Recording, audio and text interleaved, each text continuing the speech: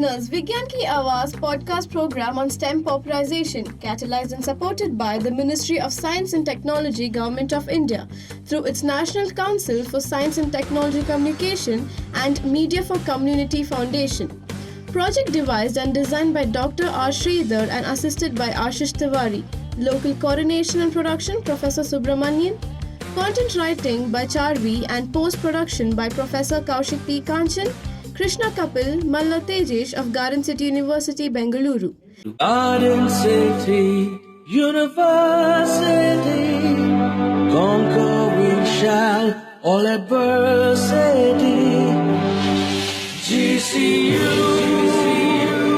emphasis on life. GCU, emphasis on life. This is Charvi, your narrator for the podcast.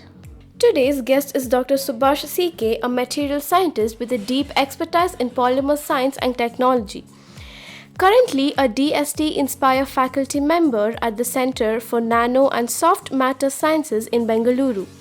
Dr. Subash's research focuses on developing innovative materials for energy applications. I'm Dr. Subash. I'm working as a DST Inspire faculty here. So last 3.5 years I'm working as a DST Inspire faculty. And we are basically working on piezoelectric materials. So this is a new field of emerging in the, at least in our India. And worldwise there are a lot of researches going on in this field. Actually we are working on renewable energy materials only. So this is basically piezoelectric effect, means mechanical energy to electrical energy conversion. And our idea is we are developing materials as well as we are using it for real-time applications. That is the beauty of our research. And different type of materials we are making, like nanomaterials obviously we are making. And because this institute is Center for Nano and Soft Matter Science, we are working on soft materials as well, like polymers. So, and we are converting into polymer nanocomposites, polymer with the nanoparticle addition kind of thing. And basically now in India as well as globally we are going to lead-free materials. So we are trying to avoid lead materials actually. So our entire research work we are not using we are not using lead at all. Lead-free piezoelectric material we are focusing. There are a lot of lead materials available for piezoelectric applications, but specifically we are choosing lead-free materials because of this requirement of lead-freeness. Okay, that is a highlight of our work. And after preparing the material, we are going to fabricate from devices. From there, we are finding out some applications, and really we are making some prototypes. So recently, we made some pressure sensors for smart door applications, as well as we made a kind of prototype which can detect the road movements actually. So in curved roads, we can detect the vehicle coming from the other side as well. These all are working under the principle of piezoelectricity. And other part of our work, we are working on triboelectric effect as well. So basically we are generating energy from our own mechanical energies. When we are walking, when we are running, we are converting our own energy, right? So we are using our own activities into a useful kind of energy. That is the main aspect of research what we are doing. Material side we are working. Basic science we are doing, as well as a transformation of basic science into technological aspects. In India, in 2008 onwards, this field is emerging, this particular field. Now, a lot of renewable energy research is going on. Obviously, solar is there and other kind of things are there. But what is the importance of this kind of piezoelectric mechanical energy to electrical energy conversion is that there is no limitation of any environmental aspects. Versatile, actually. This is a versatile kind of research what we are doing.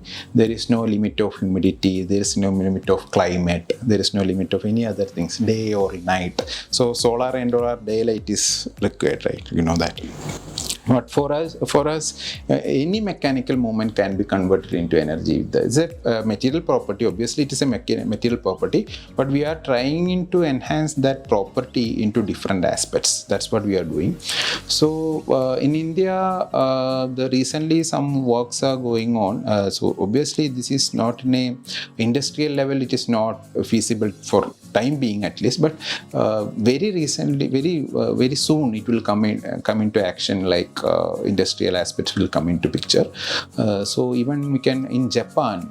So obviously I should tell that in Japan they have poured these kind of tiles with this material, piezoelectric material, into the this one footpaths as well as railway station pathways. So when we are walking, they are generating energy. That's what the thing what they are doing. In India also we can try those kind of things. Already some Kanpur one institute has already done this. IIT Kanpur, they have doing some kind of this kind of research. We are trying to enhance the visibility of these kind of materials as well as visibility of making more prototypes, and we can use it for sensor applications as well. So for pressure sensing, air pressure sensing, those kind of things we can do with these kind of things. So obviously the focus will be more into prototype making as well as the real science we have to study behind what is exactly happening with the material when you are using it for mechanical energy harvesting. That science part also, one of my students is working on mechanistic aspect and another student is working on the device aspects. So we are working on both things. That's why and I'm always trying to make my group as an interdisciplinary. We have physics people on board and we are chemistry people are there, and some electronic support is also we are getting. So kind of an engineering and as well as science mix of students we have, and they are doing really good, and hopefully for Indian research it will be really great. Yeah, definitely that's a nice question, but the thing is I can't able to assure anything now because there are a lot of ways to go actually. So for time being, as you asked, we are doing laboratory research only, but very soon we are going to write some of the projects actually for in a bigger way. So we can make a platform kind of thing, or we can make a big tiles kind of thing. Obviously the problem here is the output we are getting is pretty low. That I should tell that, otherwise it will be the output what we are getting is pretty low, but we are trying to enhance that by different kind of engineering aspect and material study aspect.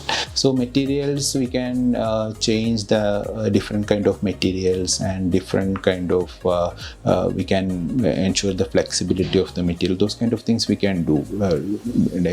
See, we'll get very good output with lead based materials. So but it may not be an environmental friendly. That is a problem. And as well as we can use ceramic material, those kind of things, but ceramic will break down easily. Then we can't able to ensure it's a long cyclability kind of thing. Stability aspect also we have to think. So those kind of things are we have to focus on those kind of things, and we have to work on it, and further we have to do some good research, and obviously if those research gaps has to be filled, then only it will come into industrial aspect.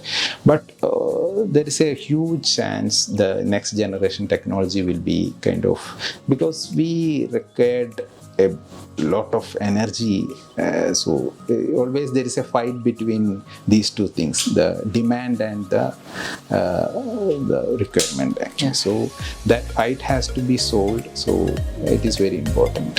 So definitely it will come very soon. That's what my aim. You were listening to Vigyan Ki Awaaz, a podcast on STEM popularization catalyzed and supported by National Council for Science and Technology Communication, Government of India. Tune in for more such episodes to Vigyan Ki Awaaz on this platform and through Spotify, YouTube and Apple Music platforms. आइए हम सुने विज्ञान की अनकही